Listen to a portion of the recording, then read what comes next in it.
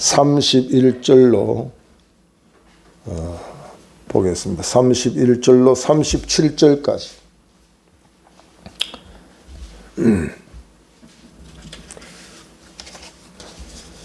요한복음 8장 31절로 37절까지 제가 봉독에 올립니다.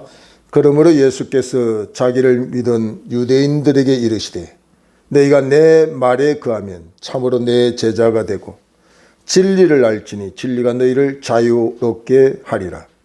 그들이 대답하되 우리가 아브라함의 자손이라 남의 종이 된 적이 없거늘 어찌하여 우리가 자유롭게 되리라 하느냐. 예수께서 대답하시되 진실로 진실로 너희에게 이르노니 죄를 범하는 자마다 죄의 종이라. 종은 영원히 집에 거하지 못하되 아들은 영원히 거하나니 그러므로 아들이 너희를 자유롭게 하면 너희가 참으로 자유로우리라. 나도 너희가 아브라함의 자손인 줄 아노라. 그러나 내 말이 너희 안에 있을 곳이 없으므로 나를 죽이려 하는도다. 아멘. 요사이 우리 친구들이 만나면 이제 거의 자녀들이 결혼을 하고 또 손자를 보는 이야기들을 많이 합니다. 손자들의 재롱은 자식을 키울 때와 비교할 수 없는 기쁨과 즐거움이 있다. 우리의 선배들이 그런 이야기를 할 때 저는 뭘 그럴까? 자식이 이쁘지 무슨 손자가 그렇게 이쁠까? 그렇게 생각을 해봤는데 실질적으로 저도 이제 손자를 보니까 손자가 이쁘다. 참 자식을 키울 때 못 느꼈던 그 기쁨이 또 있구나. 그런 걸 새삼 많이 느낍니다. 우리 가까이에 있는 동료 목사님이 저보다는 연배가 높으신 분인데 미국에 아들이 있고 손자를 그 일주일에 한두 번씩 영상으로 이렇게 아들과 며느리가 아버지 어머니 보라고 이렇게 보여주는 것 같아요. 한 3살까지는 아이들이 할아버지 할머니다 하면 방긋방긋 웃기도 하고 영상을 통해서 재롱도 피우고 참 좋게 봤는데 어느 날 자기 엄마 아빠가 이제 한 4-5살쯤 되니까 야 할아버지다, 한국에서 할아버지 할머니다 인사하라 그렇게 이야기했더니 뛰어오더니 메롱 하고 도망가더라는 거지. 그러니까 또 그 이야기가 정말 그럴까? 그렇게 버릇없이 애들이 그럴까? 그렇게 생각했는데 요 앞전에 우리도 영상을 통해서 며느리가 한 번씩 이렇게 보여줘요. 그 가만히 앉아서 이야기도 하고 재롱도 피우고 해서 참 보기 좋았는데 뭐가 심술이 나는지 5살짜리 여자 손녀가 아주 그냥 삐져 있는 그런 모습이에요. 그래서 할머니가 영상을 통해서 나 지엄이 사랑해 하고 사랑하는 표시도 하고 이랬더니 가만히 있더니 손을 가위표로 딱 하는 거예요. 그러니까 사랑해 하면 보통 때는 저도 같이 이렇게 사랑 표시를 하는데 그날은 가위표를 쫙 하더니 탁 화면을 꺼버려요. 그래서 야 이거 이제 영상 보고 재롱 피우고 보는 시간도 얼마 되지 않아 이제 끝나겠다 그런 생각을 해봤습니다. 참 자손이라는 제목을 가지고 말씀을 전하면서 자손은 거의 자녀와 손자 그 아들의 아들 이렇게 보면 참 여러 모양으로 생각할 수 있죠. 요즘 그 6살, 5살짜리 아이, 우리 손자, 손녀를 데리고 그 엄마가 큐티를 하는가 봐요. 그 뭐 글씨도 제대로 모르는데 무슨 큐티를 어떻게 하는지 모르는데 어느 날 문자가 하나 날라왔습니다.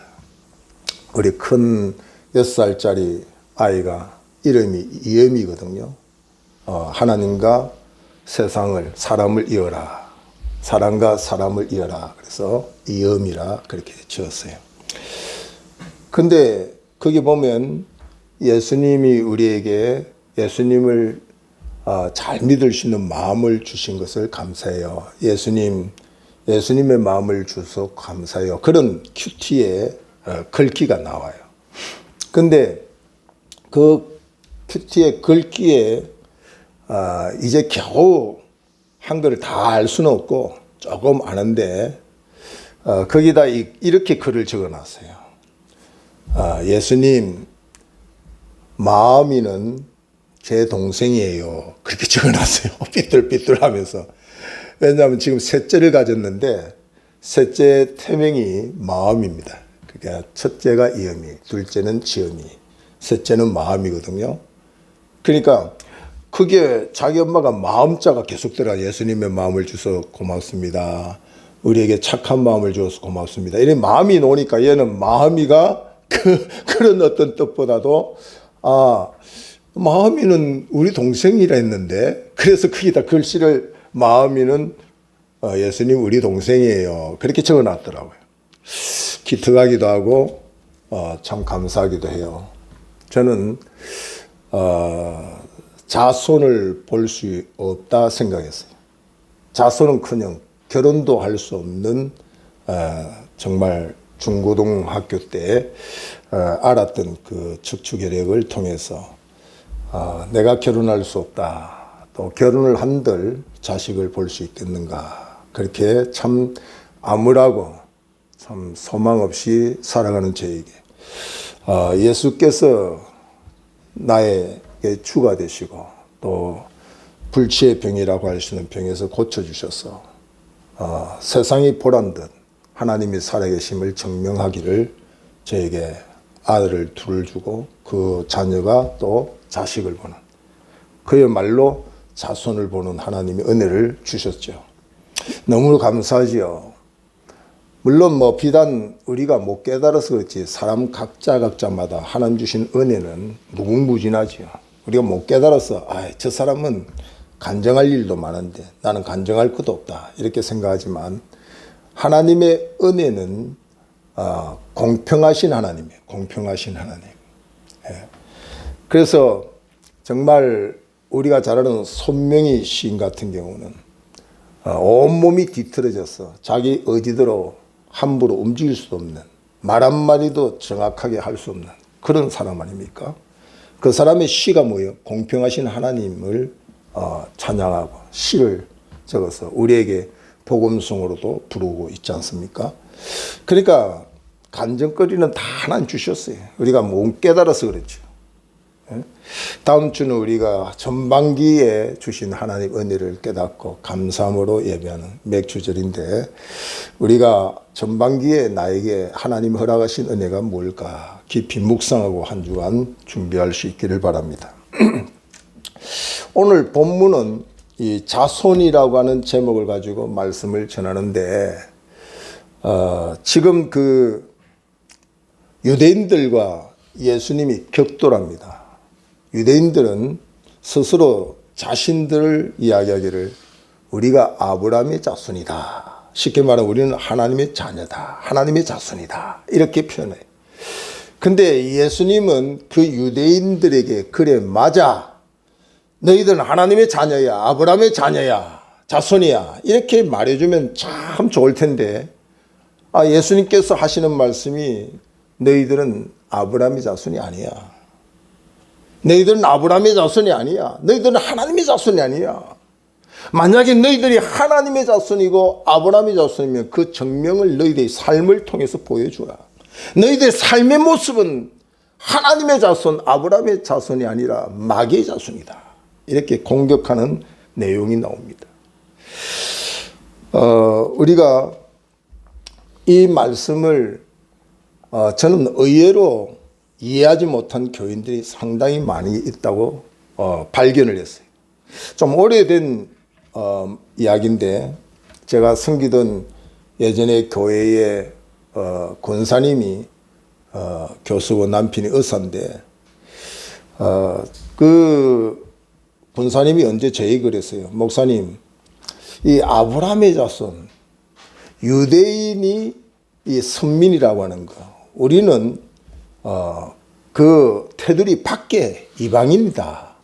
이렇게 남편이 믿고 교회는 나오지만 우리에 대한 희망이 없고 유대인들이 하나님의 선민으로 아브라함의 자손으로 최고의 복을 누리는 것이라고 그 남편이 어디서 배웠는지 거기에 사상이 꽉 박혀서 예배도 진실하지 못하고 구원의 확신도 없으니까 언제 목사님이 기도하시다가 준비되면 거기에 대한 설교를 좀 해 주십시오 하는 부탁을 받았어요.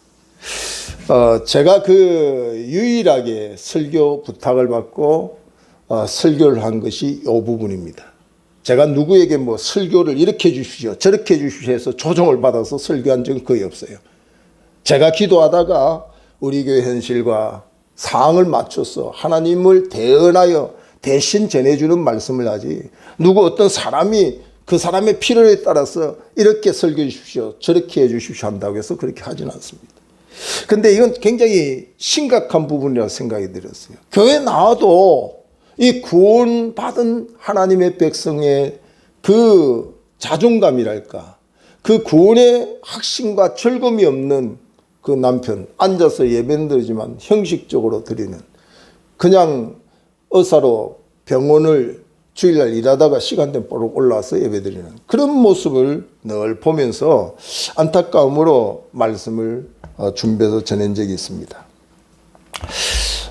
아브라함의 자손이라고 이렇게 주장하는 이 유대인들은 혈통적으로 우리는 아브라함의 자손이다 이렇게 말하는 거죠. 근데 예수님은 그것은 인정을 해 주었어요. 혈통적으로 보면 너희들 아브라함의 자손이다.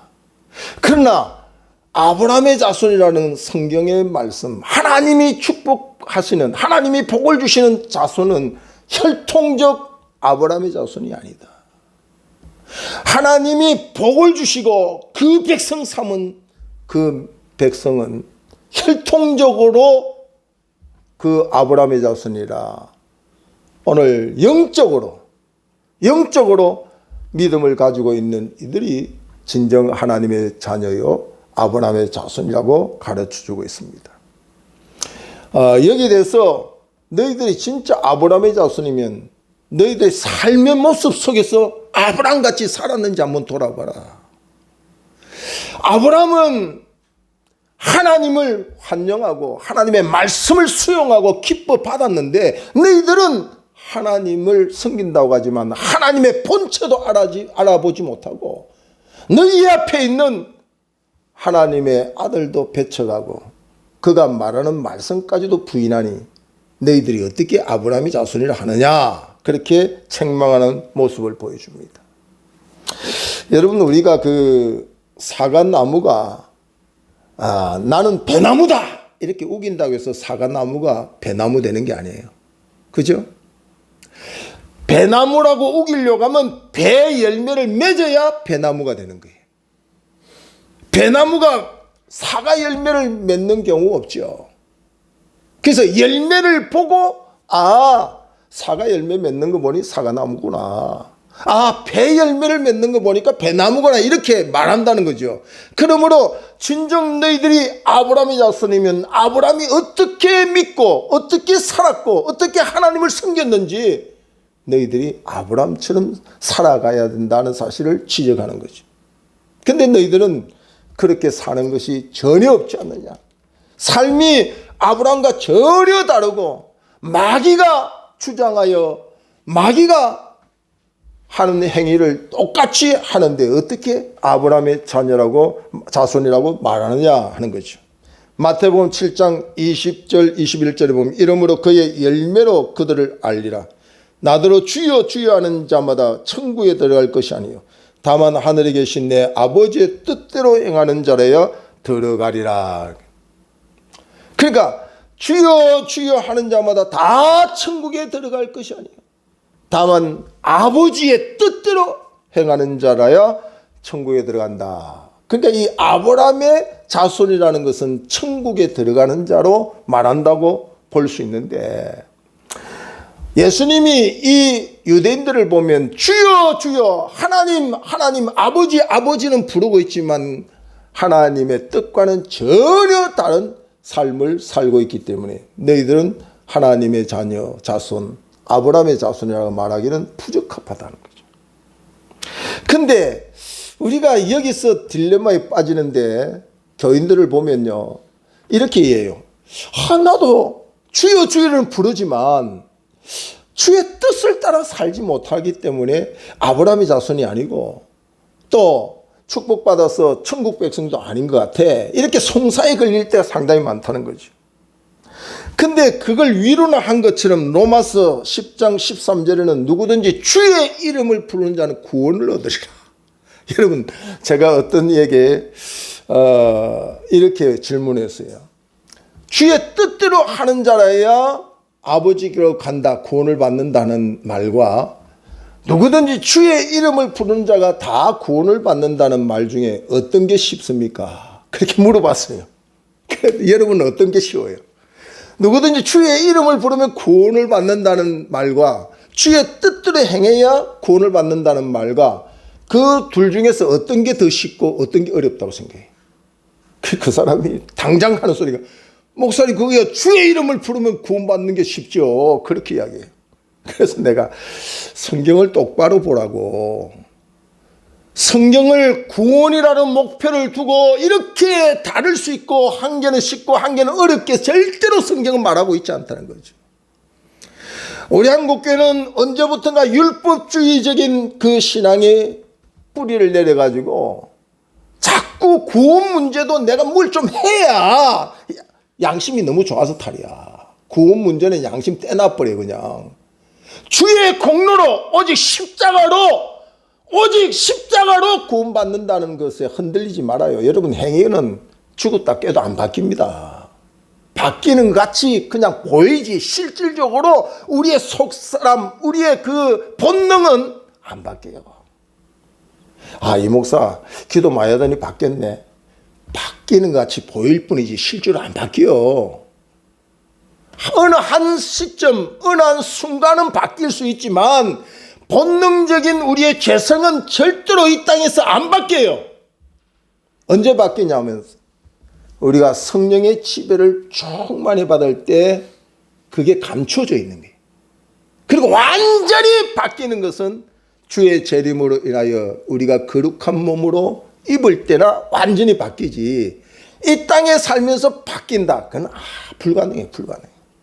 오죽하면은 거룩한 우리의 신앙의 롤 모델인 바울이 오라 나는 공고한 사람이로다, 이 사망의 줄에서 나를 건질 자가 누구냐, 내가 원하는 선은 행치 않고 원하지 않는 악만 행하구나.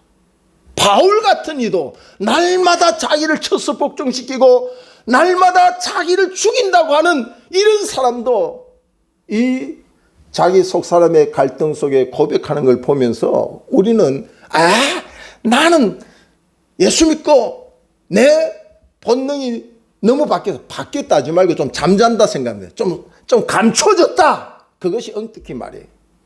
진짜 바뀌는 것은 새 영이 내가 결심하고 내 의지로 바뀌는 게 아니고 거룩한 영이, 새 영, 성령이 오심으로 그가 나를 다스릴 때에 그의 사람으로 살아가는 힘이 더 강한 거죠. 제 본성대로 사는 것보다도 의의 진리를 따라 사는 힘이 더 생기는다 이 말이죠. 그러니까 우리 이 땅에 사는 동안은 이 죄를 범하려고 하는 인간의 타락된 본능과 의를 행하려고 하는 하나님의 거룩한 성품이 늘 이게 함께 공존하고 있어요. 우리 심령에 늘 갈등한다 이거. 죄를 지으려면 하나님의 성령이 우리 안에 있는 사람은 그러면 안 돼 가르쳐줘요. 근데 보편적으로 연단을 받고 훈련을 받고 자기를 죽이고 정말 경건의 삶을 살지 않는 그런 사람들은 대다수가 죄의 생각만 하면 그 길로 가버려요. 거의 다 절제가 안 돼요. 예? 그렇기 때문에 우리는 늘 끼어서 이 두 가지 법 사이에 우리의 갈등을 종식시키기 위해서 늘 말씀과 기도로 성령으로 무장해야 된다는 거죠. 그래야 성령을 따라 하나님의 성품을 따라 하나님이 의도하는 뜻을 따라서 가기가 좀 쉬운 거죠. 그게 우리 힘으로는 안 돼요. 그러니까 성령으로 변화를 받아 우리가 변화를 받아서 변화된 삶을 살아가는 길을 가는 것이지, 우리의 의지나 우리의 결심이나 뭐 도 닦아가지고 우리가 누구들보다 의롭게 산다. 그거는 의롭게 산 한때의 모습을 보여주죠. 자기의 죄의 재성을 감추어 조금 숨겨져 있는 상태지, 절대로 그것이 달라질 수 있는 게 아닙니다. 그건 주님 나라 갈 때나 바뀌는 거예요.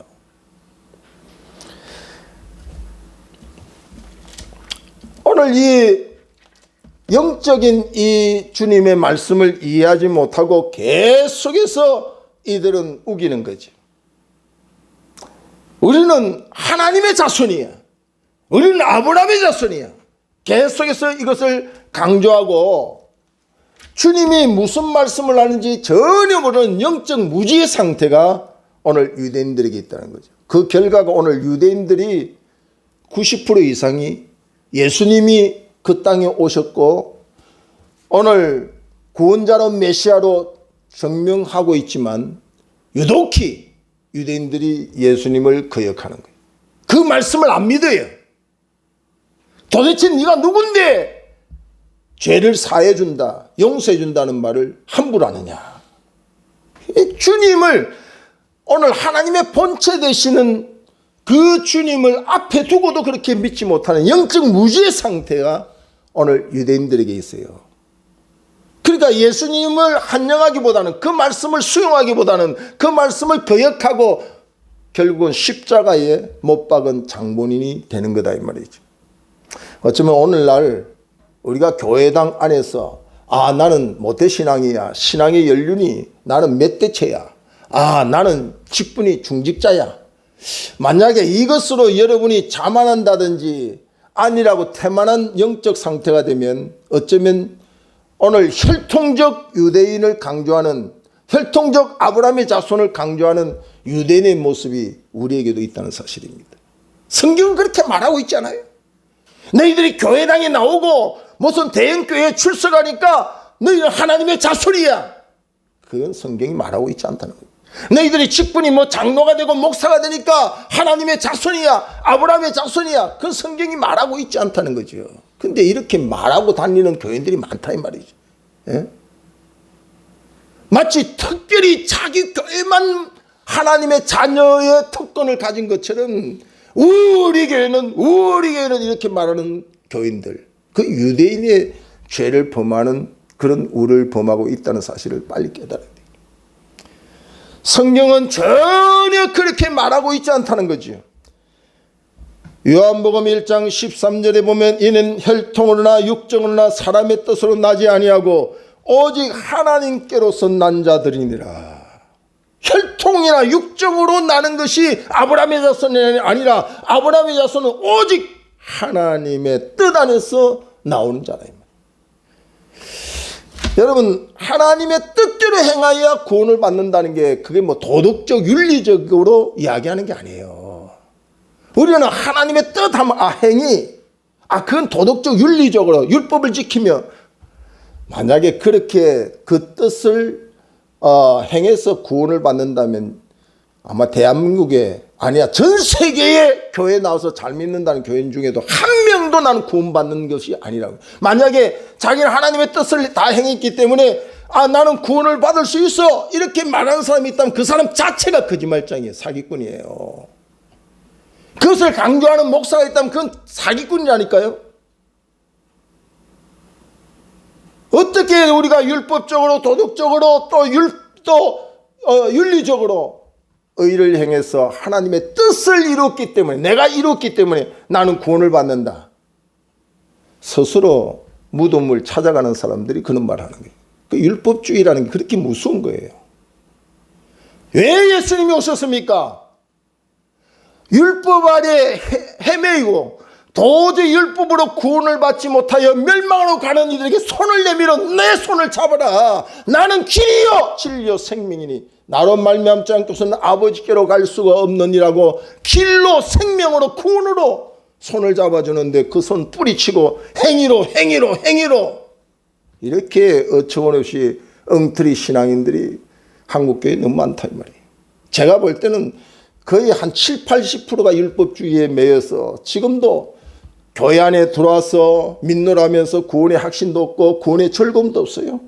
교회 나와서 어떨 때는 막 기쁜 것 같고 어떨 때 보면 스스로 송사에 걸려가지고 그렇게 넘어지고 쓰러지는 이들이 너무 많다는 거죠.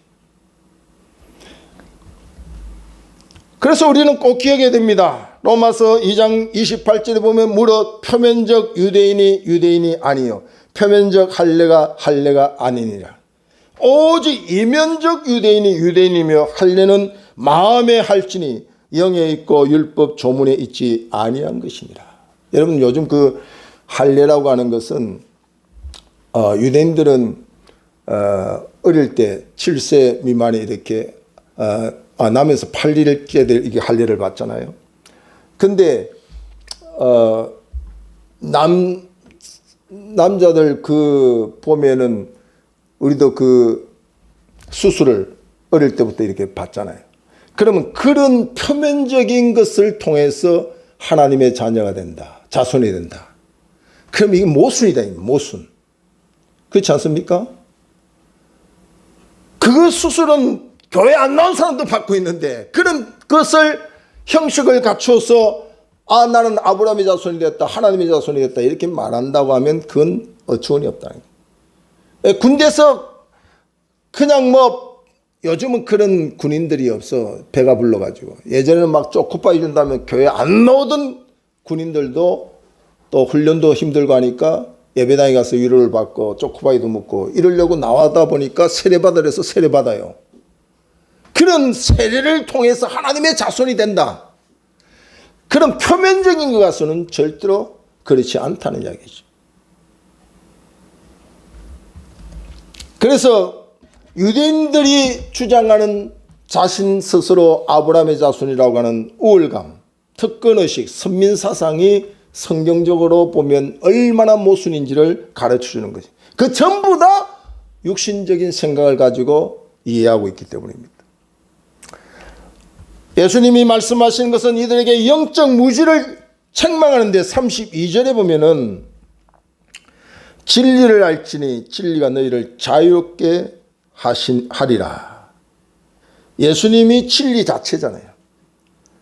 그러니까 내가 너희를 자유케 하리라. 우리가 언제 종이 됐습니까? 우리가 언제 죄를 짓고 감옥에 갔다 왔습니까? 우리가 무슨 자유를 당신한테 얻어야 됩니까? 이렇게 메시아 자체인 하나님의 본체인 예수 그리스도를 모르는 거죠. 영적 무지로 눈이 막히고 기가 막혀 있으니까 오히려 진리가 너희를 자유케 하라는 말이 이해가 안 돼서 우리가 자유롭게 지금 살고 있는데 무슨 자유가 또 필요하냐? 예? 우리가 감옥에 꼼짝달 수 없이 지금 갇혀 있는 것도 아닌데 무슨 자유가 필요하냐? 이렇게 반문을 하고 있다는, 영적으로 무지하니까. 그때 예수님께서 33절에 그들이 대답하되 우리가 아브라함의 자손이라 남의 종이 된 적이 없거늘 어찌하여 우리가 자유롭게 되리라 하느냐. 남의 종이 돼야 그 종에서 자유를 얻는다고 말할 수 있는데 우리 종 된 적도 없다. 우리가 감옥에 갇혀야 자유롭지 못하다 이렇게 말하는데 우리 감옥에 간 적도 없다. 이렇게 반문해요. 그때 예수님께서 34절에 예수께서 대답하시되 진실로 진실로 너희에게 이르노니 죄를 범하는 자마다 죄의 종이니라. 너희들이 감옥에 가서 자유롭게 되는 길이 아니라 죄를 지었기 때문에 죄의 종이 되었어. 그 죄의 종으로서 자유를 얻을 수 있는 길은 유일하게 오늘 아들만이 자유를 줄 수 있다는 거죠. 대속자가 되어 그 은혜를 입어야 자유를 얻을 수 있다는 거죠. 여러분 그 노예 문화 시대에 마치 우리가 그 개나 소나 우리 고양이나 이렇게 돈을 주고 사고 팔잖아요. 그것처럼 노예라고 하는 건 똑같은 우리의 인간의 모습을 지니고 있지만 당시에는 노예는 우리가 집에서 키우는 개나 소나 이런 것과 비슷하게 취급을 했어요. 그래서 어느 큰 부자가 노예 시장에 가서 훌륭하게 생긴 아주 건강한 노예를 마치 개를 강아지를 사가지고 집에 오듯이 데리고 오는 거예요. 그 낙인이 딱 찍혀서 누구 집의 노예다 하고 이제는 그의 자유가 없어요. 노예는 주인의 것이에요. 소유물이에요. 주인이 가라면 가고 오라면 와야 돼. 인격에 그것을 존중을 받지 못합니다. 이렇게 소망 없이 주인집에 도달한 노예를 향하여서 노예 문수를 딱 끄집어내더니 이 주인이 노예 문수를 찢어버려요. 그리고 내가 돈을 너의 그 가치를 인정하고 이만큼 내가 돈을 지불하고 너를 사서 이게 내 것이지만 내 것이기 때문에 이제 내가 너를 자유롭게 하리라 하고 그 노예 문수를 쫙 찢어버리고 그 자리에서 자유롭게 살아라고 풀어줘요. 그럼 자유인이 되는 거예요. 그러니까 예수님이 이 세상에 오신 것은 혈통적으로 우리에게 자유인이라, 우리에게 아브라함의 자손이라, 우리에게 하나님의 자손이라 한다면 우리는 자격이 없어. 예? 혈통적으로 우리는 유대인도 아니에요. 예? 어떤 세상적인 스펙이나 부의 조건을 따진다면 저와 여러분이 자격을 갖추겠어요?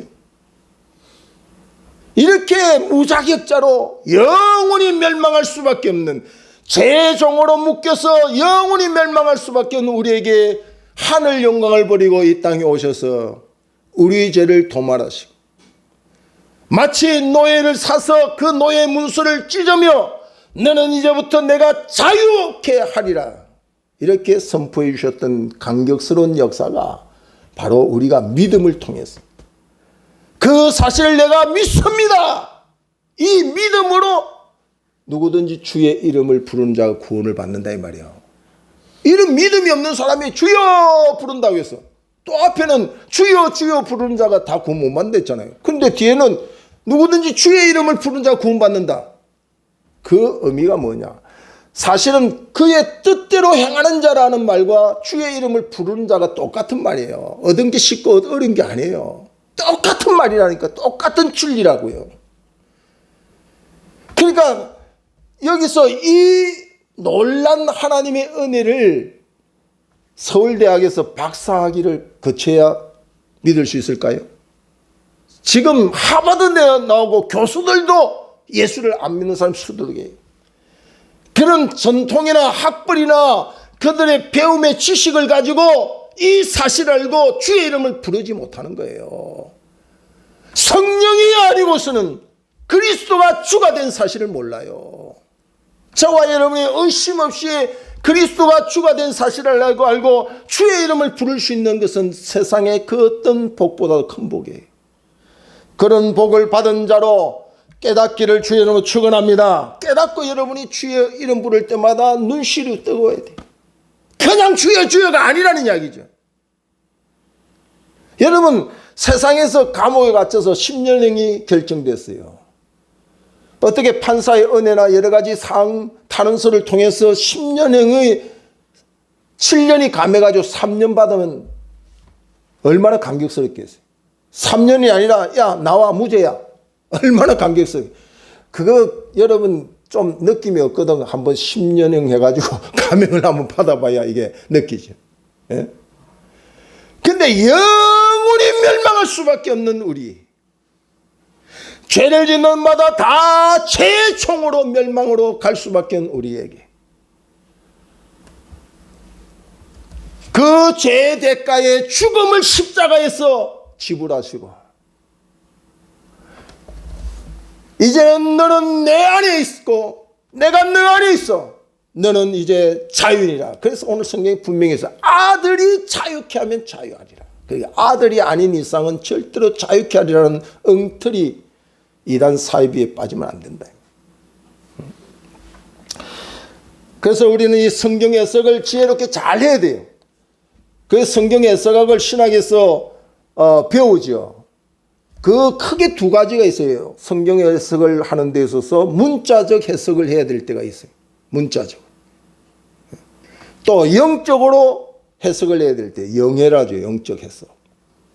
근데 이단들은 문자적으로 해석할 때 영적으로 하고 영적으로 해석할 때 문자적으로 하는 게 문제예요. 쉽게 말해서 천국에 구원받을 숫자가 신천지 같은 경우는 14만 4천 명이라고, 그걸 영적으로 앞뒤 배경이나 원서에 분명히 그것은 구원받을 큰 무리를 이야기하고 있는데 14만 4천 명에 대한 문자적으로 고정되어 있다 이 말이에요. 그러니까 언제는 신천지가 14만 4천만 구원받는다고 14만 4천 명이 처음에 뭐 100명일 때는 소망을 가지고 14만 4천에 들어가야지 하는데, 이거 포교하다 보니까 어떻게 14만 4천 명이 넘어버렸네. 예? 이게 엉터리 자꾸 합리화시키고 자기의 어떤 이성을 가지고 자꾸 이렇게 계산해서 말하는 거. 진리는 영원 무궁토록 안 바뀌어요. 어떤 환경이나 여건을 통해서도 진리는 안 바뀌는 게 진리죠. 세월 따라 바뀌고 환경 따라 바뀌고 이익 계산 따라 바뀌는, 그건 진리가 아니라는 이야기죠. 그래서 오늘 이 유대인의 우를 범하는 것은 영적인 감각이 죽어 있기 때문에, 영적으로 무뎌져서 그런 거예요. 그래서 오늘 우리가 빨리 깨달아야 되는 것은, 오늘 이 말씀을 통해서 37절에 나도 너희가 아브라함의 자손인 줄 아노라.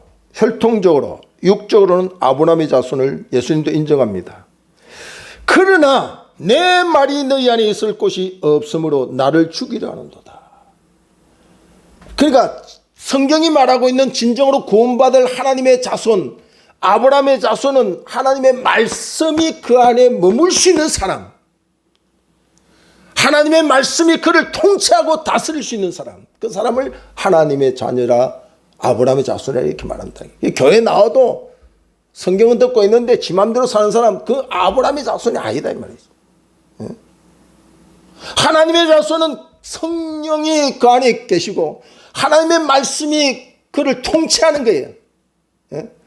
이제는 자기 마음대로 살았는데, 아브라함의 자손의 열매는 자기 의미대로 자기 마음대로 살지 않고 하나님의 말씀이 인도하는 대로.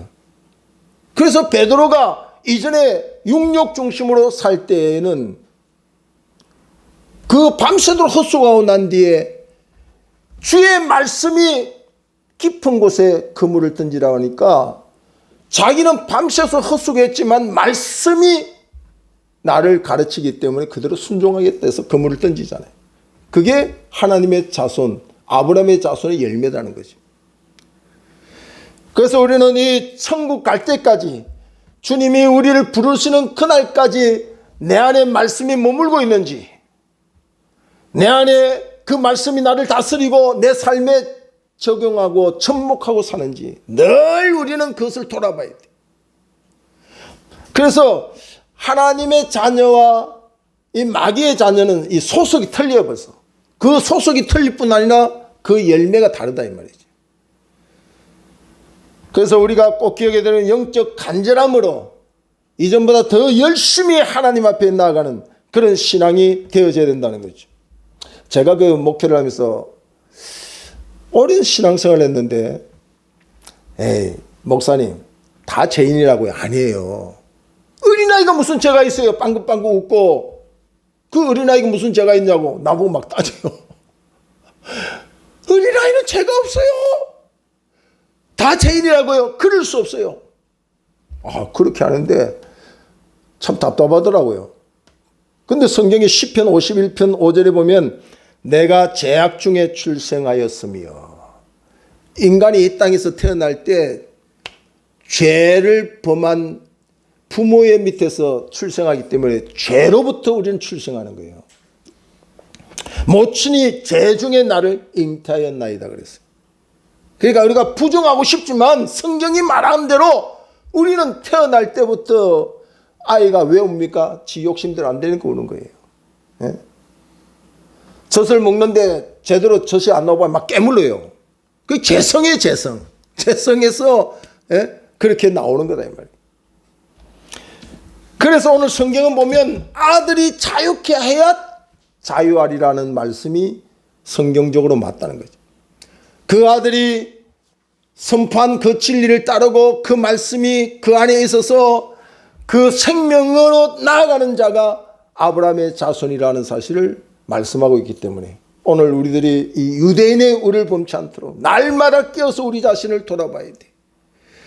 우리의 지금의 사정, 교회 안에 있다, 직분을 가졌다, 멧돼째 예수를 믿는다, 그런 생각을 가지고서 너무 아니라고 태만한 자세를 갖추어서는 안 된다는 거죠.